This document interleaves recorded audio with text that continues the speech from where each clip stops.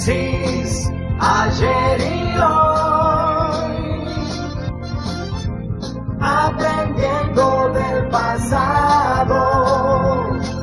De Menzies, ayer y hoy.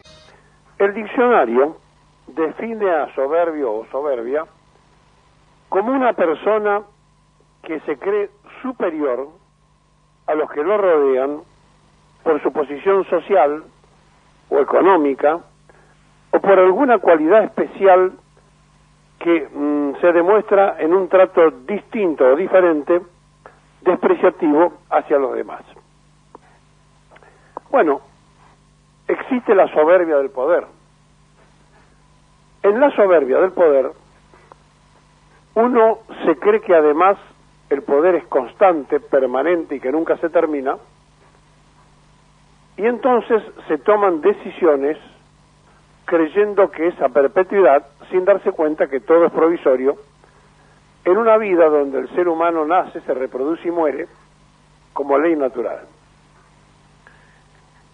¿Y por qué hablamos de soberbia? Porque cuando un funcionario no atiende reclamos porque se cree algo más, porque es un funcionario, está haciendo un pecado de soberbia del poder. No quiere decir que lo tenga que resolver, sino atender. Cuando alguien ejerce la representatividad, en cualquier nivel, por encima de los demás, y no tiene un dote de conductor, sino que simplemente lo ejerce porque cree esa persona una capacidad diferente a los demás, se ingresa en este pecado de soberbia. Bueno, los argentinos tenemos una tremenda soberbia. Y esta soberbia durante los años y durante el tiempo ha hecho que no se reconozcan aptitudes que eran imprescindibles corregir o que se haya llegado tarde a dar respuestas. En una sociedad que se sumerge todo el tiempo en noticias que si usted la pone en un recordatorio universal, la gente de otras latitudes diría, ¿todo eso le pasa a los argentinos en un día? Sí. Y por eso existe en América Latina la idea de que los argentinos, para suicidarnos, nos subimos a nuestra propia soberbia y de ahí nos tiramos. ¿Y por qué esta introducción? Porque todo funciona de acuerdo a ese criterio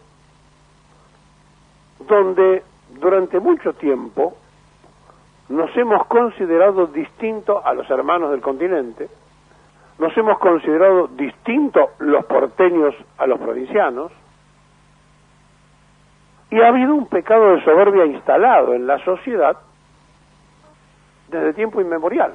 Aquella oligarquía agrícola exportadora despreciaba a sus pares argentinos y tuvo que aparecer Perón de pronto para hacer el estatuto del peón de campo, porque el peón de campo era un ser explotado absolutamente por aquellos que vivían la dulce economía en París. Y entonces cuando aparecen cosas que modifican la soberbia del tiempo, aparece la justicia social, aparece aquello que se realiza dándole a la sociedad el trato de igual. Pero cuando además una ideología, una doctrina, una filosofía política dice, como el caso del peronismo, que el hombre vale por lo que es y no por lo que tiene, está haciendo una escala de valoración muy profunda, donde cada uno de nosotros, como seres humanos, debemos ser considerados como semejantes, y justamente no por lo que se pueda llegar a tener, ni por una posición económica, ni por una posición social, ni por una posición de poder. Por lo tanto, los funcionarios que se sienten peronistas y no terminan de entender que para el peronismo la persona vale por lo que es y no por lo que tiene, está cometiendo un pecado de análisis y por supuesto de conformación. No digo que los demás piensen iguales, los que no lo son tendrán otra manera de pensar. Pero es muy interesante esto de detenerse a pensar que el peronismo, ante dos doctrinas materialistas, el capitalismo con su materialismo económico y el marxismo con su materialismo dialéctico, apareció diciendo: nosotros somos una parte espiritual, somos una parte donde evaluamos y valorizamos al ser humano como tal, no el hombre masa. Y justamente eso fue lo que se fue destruyendo en la Argentina por los que tiraron de la derecha o los que tiraron de la izquierda, transformando a esta sociedad en una sociedad culturalmente zambullida en los lugares más oscuros, cuando en realidad siempre tuvo la claridad conceptual de entender de qué se trataba. Pero para que se perdiera esa capacidad de análisis, había que crear situaciones similares de preocupación para que la persona salga del pensamiento y se preocupe por el mantenimiento. Sucesivas crisis económicas creadas de profeso destruyeron el hombre que razonaba para transformar en el hombre que pide y en el hombre que da. Y se entra en la escala de la soberbia. El que da se considera superior al que pide y rompe esa sociedad donde cada uno de nosotros somos iguales, porque para el peronismo lo que vale es lo que el hombre representa y no los bienes que pueda tener. Y algunos proponen lucha de clases y otros hablan de oprimidos y suprimidos, pero en realidad en el mundo siempre hay una clase que dirige, y esa clase que dirige siempre se siente superior a los dirigidos. Y esto pasa en cualquier lugar de la Tierra. Últimamente aparecieron los que, expropiando la parte económica y material, empezaron a comprar los lugares de poder. Y ya el mundo no es manejado por los países, sino por los grupos económicos. Y los grupos económicos representan intereses universales de oferta y demanda, donde desde el control de la natalidad, pasando a la distribución de la riqueza mezquina, todo lo manejan ellos. ¿Y para eso qué necesitan? Los medios de comunicación. Entonces, ya no alcanzaba con ser dueño de los bancos, sino que había que ser dueño de la opinión. Y se quedaron con las comunicaciones universales. La prensa está en manos de estos grupos económicos y ya no de países. Y estos grupos económicos, usando esa prensa, instalan ideas que repite una sociedad, que es cuando es ametrallada por las necesidades que el mismo grupo le creó, vive la tremenda confusión. Entonces, en una Argentina muy rica, tenemos gente pobre. En una Argentina donde sobra el combustible, hay falta de combustible. En un país donde podemos darle de comer a 800 millones de personas, comen salteado muchos. Y se instala, culturalmente hablando, una manera de vida diferente. Se va deteriorando, se va descascarando aquella sociedad donde el hombre valía por ser hombre, y queda el hombre que vale por lo que tiene.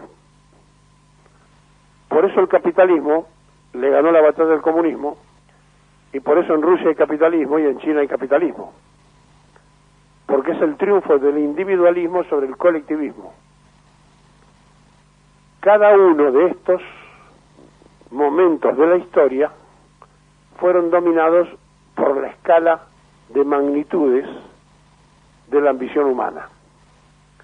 Esos grupos de poder económico se dieron cuenta que podían crear una condición tal que desde la guerra a la paz la podrían manejar ellos, porque además contaban y cuentan con la difusión, y instalan lo que ellos creen que es su propia verdad, y van modificando nuestra realidad. Entonces no importa lo que uno piense, sino lo que ellos nos hacen pensar. Es el hombre masa manejado por el individualismo colectivo capitalista angurriento. Sí, pocos manejan a todos. Y el mundo quiere cambiar, tiene intentos por cambiar, hay reacciones permanentes en todas partes, pero no se termina universalmente de producir el cambio. Y en esa transición estamos nosotros. Y por eso la Argentina es un territorio en disputa, porque es un territorio muy rico, con gente que han empobrecido, no solo en lo económico, sino en lo cultural. Y por eso puede aparecer el gobernador de Buenos Aires ayer y decir que los jóvenes hablan como quieran, no van a venir los españoles a decirnos cómo hay que hablar. Sí, la Real Academia Española dijo que lo inclusivo no es un idioma. Y si nosotros queremos modificar nuestra línea cultural, claro que podemos hablar como queremos.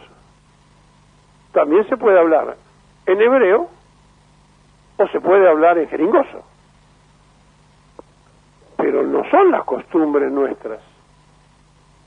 Nosotros tenemos reglas de un idioma riquísimo que tiene sinónimos, parónimos, antónimos, que no tienen otros idiomas y que nos permiten conformar una tremenda riqueza expresiva. En inglés, cuando dicen country, no sabemos si es el país o es el campo. Hay que esperar cómo termina la frase. Aquí nos sobran sinónimos en el español o en el castellano para representarlo. Eso de decir que los jóvenes hablan como quiera es tan peligroso como decir que en la provincia de Buenos Aires vivamos como querramos, con Bernie haciéndose el cowboy y con otros ministros que no resuelven los problemas. Y la verdad es que a esta altura de la vida, todo el tiempo vemos que la soberbia de poder permite decir cualquier cosa.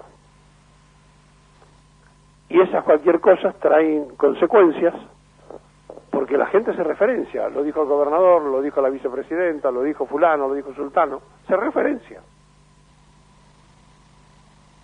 Y además, los medios de comunicación trabajan en contrario de la intención que pueda haber sido de la mejor, que pueda tener cualquiera de ellos, y lo transforman en un boomerang. Sí, el peronismo enseñó que el hombre vale por lo que es. Y mientras nos quieran demostrar que la soberbia del poder está por encima del ser humano, eso no es peronismo, eso no es manera de conducir, y eso termina por lo general mal.